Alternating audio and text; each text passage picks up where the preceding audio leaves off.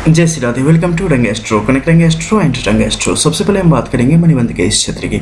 मणिबंध पर आपकी हथेली में 1 से लेकर 4 तक की संख्या में रेखाएं होती है। हर रेखाओं का अपना प्रभाव आपके जीवन पर स्पष्ट होता है और ये बहुत सारे राज लेके यहाँ पे विद्यमान होते हैं। इन रेखाओं का अध्ययन करके आप अपने जीवन के बारे में सब कुछ यहाँ पर जान सकते हैं।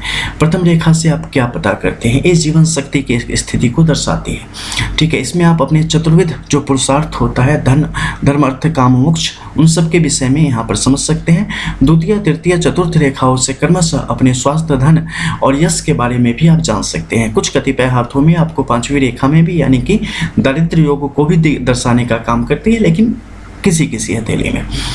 तो प्रथम रेखा की अगर हम विवेचना करेंगे, स्थिति देखेंगे, तो चलो मान लो आपकी हथेली ऐसी हो या इससे मिलती जुलती हो, तो आप इसे कैसे देख सकते हैं? पुरुष की हथेली में आपके शुक्र के तले से निकलती हुई रेखाओं को देखना है और स्त्री की हथेली में ये चंद्र के क्षेत्र से निकल के आगे की तरफ बढ़ेगी। अब जो प्रथम रेखा इस हथेली के हिसाब से अगर देखें तो आप पाएंगे कि प्रथम रेखा स्पष्ट तौर पर केतु के इस ऊपरी शिखर में जाके 3 भागों में विभक्त हो गई है। ठीक है, यानी कि इसने एक आवरण यहाँ पर उठा देने का काम किया है। हालांकि ये जो प्रथम रेखा है बहुत शक्तिशाली और बिल्कुल सुस्पष्ट है, यानी कि न कहीं से कटी फटी है, न कोई गलत साइन इनेमी सिंबल इसके ऊपर आरूढ़ है और जहां तक गई है जागृत अवस्था में गई है, यानी कि धर्म अर्थ काम मोक्ष की स्थिति जातक के जीवन में बराबर मात्रा में रहने के योगों को ये दर्शाने का काम करती है। इसका क्या मतलब हुआ? ये जातक को नैतिक तौर पे जातक का उत्थान करने का काम करेगी। ये आपके अंदर एक शक्ति हमेशा बना के रखेगी। विपरीत परिस्थितियों में आपका धैर्य खत्म नहीं होगा, बेचैनी घबराहट ऐसी स्थिति आपके ऊपर हावी नहीं होगी। मुश्किल परिस्थितियों में भी धैर्य बनाए रखने के कारण वो समय, मुश्किल समय भी आप आसानी से निकाल लेंगे और जीवन फिर से आपका पटरी की तरफ लौटना शुरू हो जाएगा। इसमें किस्मत हमेशा आपकी मदद करने वाली है। चूंकि राहु का ये क्षेत्र उत्तम है और राहु के ऊपर इसका आवरण है, राहु आपके अंतर्ज्ञान को बढ़ाने का काम करता है। ठीक है, तो ऐसी स्थिति में राहु आपको सद्ज्ञान यहाँ पर देते हुए आपको ढाढ़स बंधाने का और धैर्य के साथ आगे बढ़ने में आपकी भरपूर मदद करने का काम करने वाला है। लेकिन साथ ही एक मुश्किल भी यहाँ पर स्पष्ट खड़ी है। आपके चंद्र के इस क्षेत्र में कलाई से बिल्कुल ऊपर अगर ऐसी स्थिति में 1 से लेके 2, 3 या जो भी रेखाओं की स्थिति बने, इससे ऊपर नहीं, ठीक है, इससे ऊपर दूसरा मतलब हो जाता है, यहाँ पर बिल्कुल कॉर्नर में, तो ये स्थिति दर्शाती है एक तरीके से जिसे आप कह सकते हैं मानसिक चंचलता को। इसमें लोग विचलित हो जाते हैं, कई बार वो सही फैसला नहीं ले पाते किसी दूसरे के संपर्क में आने के पश्चात कि उनके लिए क्या सही है क्या गलत है। ऐसी स्थिति में लोग नशे की तरफ बढ़ते चले जाते हैं, कोई लत पकड़ लेते हैं। कुछ ऐसी स्थिति आ जाती है जिसमें नशे के कारण उनका शरीर, उनका जीवन, उनका करियर खराब होता चला जाता है। मद्यपान, धूम्रपान, नशा का ड्रग्स एक्सेट्रा जो भी चीज़ें, इसकी तरफ आप आकृष्ट होना शुरू कर देंगे, वो आपको आकर्षित करने लगेगी। साथ ही जो विपरीत लिंग है, चाहे स्त्री हो तो पुरुष के लिए और पुरुष हो तो स्त्री के लिए, वहाँ पर जो है कुछ नीच प्रकृति के जो विपरीत लिंग हैं उनकी तरफ आपका आकर्षण होना शुरू हो जाएगा, जिसके कारण नैतिक तौर पे यहाँ पर आपके पतन की संभावना बढ़ती चली जाती है। अब जैसे कि इस हथेली में आप देख रहे हैं ये इतना स्ट्रांग है कि इसके मुकाबले कमजोर है, तो ये जातक के मन के अंदर आएंगे ऐसे विचार, वो बार बार उस तरफ धकेलने की कोशिश करेगा, लेकिन जो स्ट्रांग पॉइंट है वो उसे बार बार रोकेगा, उसे बार बार उस मुसीबत से निकालेगा। लेकिन अगर आपके केतु की स्थिति खराब है और यहाँ की स्थिति मजबूत है तो ऐसी स्थिति में आप उसकी तरफ धंसते चले जाएंगे, फंसते चले जाएंगे। तो अपने मन को काबू में रखना यहाँ पर सबसे ज़्यादा महत्वपूर्ण किसी भी जातक के लिए हो जाता है जब इस क्षेत्र में रेखाओं की स्थिति बन रही हो। ऊपर से सोने पे सुहागा कि यहाँ पे एक काले तिल की स्थिति है, ये और भी ज़्यादा आपके लिए चीज़ों को खराब करने का काम करता है। कई बार चीज़ें आपको दिखेंगी कि गलत हो रहा है, लेकिन आपकी आंखों पे एक पट्टी बंदी होगी, आप समझ नहीं पाएंगे। ठीक है, तो ऐसी स्थिति आपके लिए बड़ी परेशानी का कारण बन सकता है और मानसिक तौर पे आपको विचलित करने की कोशिश कर सकता है। हालांकि हर समय सब कुछ अपने मजबूत या अपने कमज़ोर स्थिति में नहीं होता, तो एक समय ऐसा भी आता है जब एक रेखा कुछ समय के लिए कमज़ोर हो सकती है, उस समय प्रभावी हो जाएगी तो ये अपना काम कर जाएगी। इसलिए नित्य निरंतर हमें अपने आप पर जो है वो एक कमांड बना के रखने की आवश्यकता पड़ेगी, नैतिक तौर पे अपना विकास करते रहने की आवश्यकता पड़ेगी और अपनी जो सोच है उसे हमेशा सही मार्ग पर लगाए रखने की आवश्यकता जातक के लिए यहाँ पर पड़ती रहेगी। तो जब भी ऐसी स्थिति आए अपने आप को बहुत ही ज़्यादा जिसे कहते हैं ना आध्यात्मिक तौर पे आपको उन्नत करने की आवश्यकता आपके जीवन में पड़ेगी। अब हम बात करेंगे द्वितीय रेखाओं की स्थिति की। द्वितीय रेखा की स्थिति यहाँ पर काफ़ी सुंदर है, स्पष्ट करती है कि जातक के जीवन में धन की स्थिति को एक काफ़ी सुंदर यहाँ पर रखने का काम करने वाली है।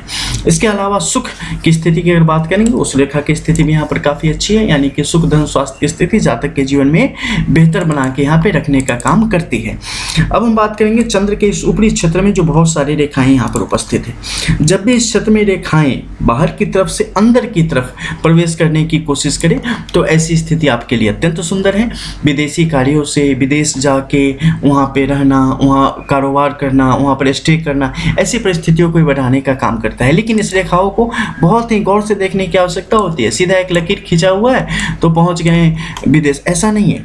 यहाँ पर रेखाओं की स्थिति कैसी है, आपस में मिल मिल के जा रही है, छोटे छोटे जो है ना जोड़ जोड़ के आगे की तरफ बढ़ी है, रेखा के रूप में आई है या एक सिंगल लाइन के रूप में आई है, क्या प्रकृति है उसकी, इस पर निर्भर करता है कि ये कितना ताकतवर है, ये आपको कहाँ भेज सकता है, क्या ये भंग हो जाएगा, ये कितने दिन तक, अगर आप बाहर आप जाते हो तो कितने दिन तक ये आपको फॉरेन में आपका स्टे करवा सकता है, कहाँ भेजेगा, वहाँ पर आप अच्छे से रहेंगे या बुरे से रहेंगे, वहाँ पर हेल्थ आपका साथ देगा या नहीं देगा, इन सारी चीज़ों को ये बयां करने का यहाँ पे काम करता है। अगर वर्तमान जो हथेली हमारे समक्ष है, इनकी स्थिति का अगर हम आकलन करें तो पाएंगे कि इस क्षेत्र में यव रेखा के साथ ये रेखा निकल के आगे की तरफ बढ़ी है और आगे जाके बिल्कुल छोटी छोटी रेखाओं के माध्यम से जुड़ी है। ये भंग रेखा है। ऐसी स्थिति में व्यक्ति का कई बार प्रोग्राम बन भी जाए, प्लान बन भी जाए, लेकिन व्यक्ति नहीं जा पाएगा। बहुत कोशिश करेगा तो अगल बगल में इंडियन सब कॉन्टिनेंटल में चला जाए तो बड़ी बात होगी, उससे आगे जाने में ये हमेशा अड़चने पैदा करेगा। अगर जहाँ तक किसी भी अगर 0.1%, हालांकि वो भी पॉसिबल नहीं है, लेकिन 0.1% मान लो अगर कि किसी व्यक्ति में ऐसी हो जिसमें कि 1-2% योग बन रहे हो, तो अगर वैसी स्थिति बन भी जाए ना तो वो जाएगा और मतलब वो जो कहता है ना कि जाना है और छू के चले आना है, वैसी कंडीशन को दिखाने का काम करता है। तो ऐसी स्थिति में आप लंबे समय तक वहाँ नहीं रह पाएंगे। मान लो चले जाओ, हेल्थ इश्यूज वहाँ पर क्रिएट हो जाएगी। जैसे कि बुध की यहाँ पर अगर स्थिति का देखेंगे या स्वास्थ्य रेखा की, तो उससे स्पष्ट हो जाएगा कि हेल्थ रिलेटेड क्या समस्याएं वहाँ पर आएंगी। तो इन क्षेत्रों से आप उसे स्पष्ट समझ सकते हैं। अब नीचे के क्षेत्र में देखो, यहाँ पर कुछ रेखाएं आई, आगे की तरफ चलती चली गई। ये स्त्री दोष को दिखाने का काम करता है। जब भी आपके जीवन में आपका विवाह होगा, विवाह के पश्चात आपके जीवन में स्त्री जनित कई सारी समस्याएं आपके जीवन में यहाँ पर अपने आप चलती चली आएगी। लाइक हमने अडॉप्ट कर लिया है वैसे गोद में आपके यहाँ पर मिलती चली जाएगी और मानसिक तौर पे वो आपके संबंधों को कहीं ना कहीं खराब करने के लिए उकसाएगी और विचलित करने का भी काम करेगी और जीवन से कहीं ना कहीं एक जो आशा का संचार होता है उसे बंद करके निराशा की तरफ धकेलने की एक कोशिश इनकी यहाँ पर स्पष्ट तौर पे होती चली जाती है। तो जब भी ऐसी स्थिति बने, व्यक्ति को निश्चित तौर पे जितना ज़्यादा हो सके दान पुण्य से संबंधित कामों को करना चाहिए और श्वेत वस्त्र जो आप धारण कर सके तो निश्चित तौर पे श्वेत वस्त्र कुछ न कुछ ऐसे लोगों को धारण करना चाहिए। साथ ही मंदिर में या गुरुद्वारे में या वैसी जो भी जगह हो जहाँ परोपकार से संबंधित काम हो रहा हो, वहाँ पर हल्दी का दान ऐसे लोगों को निश्चित तौर पे करना चाहिए। उससे आपको तत्काल लाभ मिलेगा। बहुत सारे टोने टुटके को छोड़ दो, उससे बहुत बेहतर लाभ और तत्काल लाभ मिलने के योग आपके लिए यहाँ पर बनते चले जाते हैं जब भी इस क्षेत्र में ऐसी समस्या हो। इसके अलावा चीनी का भी बहुत उपयोग है, लेकिन ये बिल्कुल जुदा है, जो नॉर्मली आपको चंद्र से संबंधित उपायों में नहीं देखा जाता। चूँकि जो उपाय आप करते हैं उससे आपको 5% ही लाभ होता है। एक कुछ ऐसे उपाय हैं जिनका अपना प्रभाव है, लेकिन ये नज़र में नहीं आते हैं ज़्यादा लोगों की ज़बान पे या कोई आपको बताता नहीं। खैर, अब ऊपर के क्षेत्र में चलते हैं और यहाँ पर देखो, यहाँ पर क्या है कि मंगल के क्षेत्र में यहाँ पर रेखाएं बाहर की तरफ जो है ना, ये बहुत ज़्यादा यहाँ पे फोर्स होकर निकली हुई है। हमने बहुत सारे वीडियोस में बताया कि जब भी ऐसी स्थिति बने कि मंगल यहाँ पर आपके चंद्र का ऊपरी शिखर और मंगल ये क्षेत्र बाहर की तरफ जैसे ही भागने लगे ना, तो ये स्पष्ट करता है कि आर्थिक तौर पर आपके जीवन को बहुत सुदृढ़ करने का काम करेगा। ठीक है, आप चाहे जो भी कार्य करो, जो भी आजीविका के लिए आप उपाय करो, ये फिनेंशियली आपको यहाँ पर काफ़ी स्ट्रॉन्ग बनाते हुए आगे बढ़ाने में आपकी मदद करता है। अगर मान लो कि आप कुछ करना शुरू आपने किया, उसमें बहुत सारे झटके आने लगे, फिर भी आप करते रहो, भरोसा रखो कि वो करके ही छोड़ेगा, वो आपको सफल बना के ही छोड़ेगा और वो छोड़ेगा। बस मैं ये कह सकता हूँ, ठीक है। तो उस तरीके से आप अपना भरोसा बनाए रखते हुए अपने टैलेंट पे और आगे बढ़ते रहें, बिल्कुल भी रुकना मत। और आप देखना कि कैसे आपकी सफलता दौड़ के आती है आपके पास तक। इसके अलावा इस क्षेत्र में देखो, जब यहाँ पे जीवन रेखा नीचे की तरफ आई है, नीचे की तरफ आने के बाद एक छोटी से त्रिभुज की शक्ल इसने बनाई है, जो कि बहुत सुंदर होती है। ये आपके जीवन को कहीं ना कहीं और स्ट्रॉन्ग करने का काम करती है, और बहुत सारे जो अकाल योग होते हैं उससे भी आपकी रक्षा करने का काम करती है। मत्स्य चिन्ह की स्थिति है, जो कि व्यक्ति अपने जहाँ पे जन्म हुआ है वहीं से अपने जीवन के गुजारा भत्ता का उपाय वहीं पर कर लेगा, सारे आजीविका के संसाधन वहीं पर जुटा लेगा, नौकरी व्यापार जो कुछ भी है वहीं पर जातक करते हुए अपने जीवन को समृद्ध बना के रखेगा, माता पिता के साथ आजीवन रहेगा, कभी अलग होकर नहीं रहेगा। इसके अलावा अगर मस्तिष्क रेखा की यहाँ पर स्थिति देखें तो पाएंगे कि शुरुआत में ही काफी उभर के चल रही है। ये बहुत ही कम उम्र में आपकी जो क्रियाशीलता है आपको क्रियाशील बना देती है, आपको एक्टिवेट कर देती है, और ऐसे लोग बहुत ही कम समय से आर्थिक उपार्जन जो है, अर्थ का उपार्जन करना शुरू कर देते हैं, यानी कि फिनेंशियली आत्मनिर्भर होते चले जाते हैं। 15 साल 16 साल की उम्र से अपने काम धंधे में लग जाएंगे, कुछ ना कुछ क्रिएटिविटी करना शुरू कर देंगे, जहां से अब पैसे आने का उपाय लगना शुरू हो जाएगा। ऐसी स्थिति को दिखाता है। अब ऊपर से डाउनफॉल होता चला गया है। एक अच्छी स्थिति है, यह स्पष्ट दिखाता है कि उस कार्य को जहाँ तक बहुत ही मतलब गहराई से समझेगा और उसमें पूरी तरीके से घुल मिल चलता चला जाएगा, घुलता मिलता चला जाएगा, और उसका जीवन सही गति से आगे यहाँ पर बढ़ता चला जाएगा। लेकिन मध्य में देखेंगे कि एक दूसरी रेखा की स्थिति आ गई है। ये जीवन में संशय को लाता है, ये जीवन में भ्रम की स्थिति को पैदा करता है, और आपको लगता है कि आप एक से ज़्यादा कार्य करने में सक्षम हैं, और वहाँ पर क्या होता है कि आप दो नावों की सवारी करना शुरू कर देते हैं। दो नावों की सवारी हमेशा सही नहीं होती, और कई बार क्या करती है कि आपको न उस नाव के आप रहते हैं न उस नाव के रहते हैं। तो ऐसी स्थिति को यहाँ पर पैदा करने की स्थिति को दिखा रहा है। अब देखो, गौर करो, यहाँ से एक दूसरी रेखा निकली, ठीक है। अब यहीं मध्य में यहाँ पर देखेंगे ये रेखा भी भटक चुकी है, और यहीं पर चंद्र की स्थिति भी बिल्कुल अलग है, यानी कि एक समस्या यहाँ दिख रही है जो कि भटकाव को दिखाएगी। मस्तिष्क रेखा भी उस भटकाव को दिखा रही है। यहाँ पर आपके केतु के ऊपरी क्षेत्र में जो प्रथम रेखा है यहाँ पर 3 भागों में विभक्त होकर, हालांकि चूंकि एक्टिव है, ये सुंदर है, लेकिन इसके आगे ये सपोर्ट नहीं कर रही है, तो इनकी स्थिति भी आप देख सकते हैं। इसी के मध्य में आप अगर देखेंगे यहाँ पर, तो आपको जीवन रेखा में भी स्पष्ट तौर पे यहाँ पे बिल्कुल एक्टिव काटती हुई रेखा यहाँ पर आपको दिख जाएगी। ऐसा ही अगर आप देखेंगे तो भाग्य रेखा में भी यहाँ पर लालिमा आपको दिख जाएगी, बिल्कुल टेढ़ी होके। वहीं पर अगर इस क्षेत्र में आएंगे तो यहाँ पर भी आपको रेखाओं का मकर जाल स्पष्ट तौर पे दिख जाएगा। इनफैक्ट कि किसी भी पर्वत क्षेत्र में जाओ, उस एज में हर पर्वत क्षेत्र में विकार आपको नजर आ जाएगा, और अगर अच्छा होगा तो अच्छा आपको नजर आ जाएगा हर क्षेत्र में। क्योंकि जैसे ही आप ठिठकेंगे ना, जीवन जब रुकता है ना, तो हर तरीके से रुकता है, और वो आपको दिखाई यहाँ पर दे जाता है। तो अपने मन को उलझने से हमेशा बचाने की यहाँ पर आवश्यकता होगी। बहुत ज़्यादा लोभ में पड़ के आगे जाने की जरूरत बिल्कुल भी नहीं है। दाहिनी हथेली में गुरु के क्षेत्र में बाईं तरफ जाती हुई रेखाएं भी स्पष्ट तौर पे एक अपशकुन का काम करती है और हमारे लिए खतरे का संकेत है। तो निश्चित तौर पर हमें काफ़ी सावधानी से आगे बढ़ने की आवश्यकता पड़ेगी यहाँ पर। हालांकि शनि के क्षेत्र की अगर हम बात करते हैं तो बहुत ही सुंदर है, बहुत सुंदर तरीके से आगे बढ़ता चला जा रहा है। फिजूल खर्ची से बचने की आवश्यकता है और अपने आप पर भरोसा करते हुए आगे बढ़ने की आवश्यकता है। ज़िंदगी कभी धोखा यहाँ पर ऐसे जातकों को नहीं देगी, ठीक है। और आप सफलतापूर्वक जो चाहते हैं उसे प्राप्त कर पाने की स्थिति में यहाँ पर आते चले जाएंगे। विभिन्न प्रकार के जुआ, सट्टा, लॉटरी वगैरह ये सब चीज़ें न करें तो ज़्यादा अच्छा है ऐसे लोग, अन्यथा लाभ तो होगा लेकिन उससे ज़्यादा परेशानी आपके जीवन में दूसरे तरीके से आती चली जाएगी। तो इस पर काम करने की आवश्यकता है।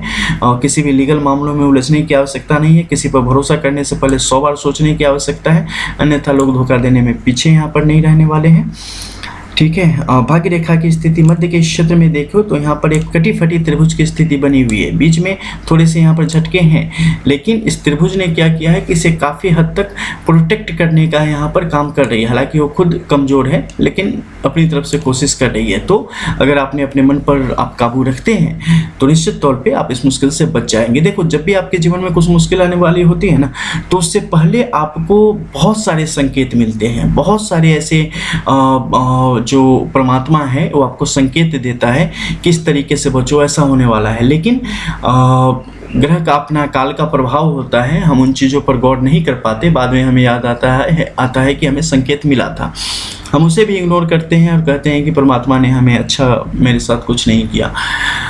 भैया परमात्मा परम पिता है, आपके माता पिता आप पर जो अगर कुछ दुख आए ना तो अपने पे झेल लेना चाहते हैं, तो वो तो परमात्मा है, सबके पिता है, वो सोच लो कितना झेल रहे होंगे आपके बदले।